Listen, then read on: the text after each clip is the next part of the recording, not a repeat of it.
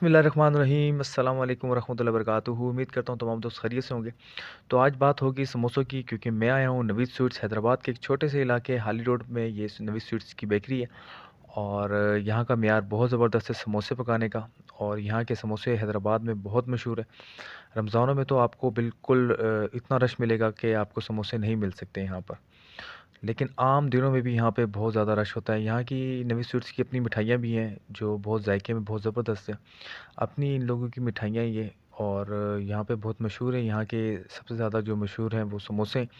हैदराबाद में अगर किसी को भी समोसे खाने का दिल करता है तो वो है नवीद स्वीट्स का नंबर 1 पे नाम आता है। और नवीद स्वीट्स की जो समोसों के साथ चटनी होती है वो बहुत मशहूर चटनी है यहाँ की।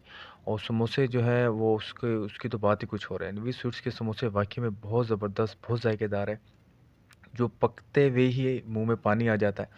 क्योंकि मैं सामने खड़ा हूँ और मुझे बहुत ज़्यादा भूख लगी है और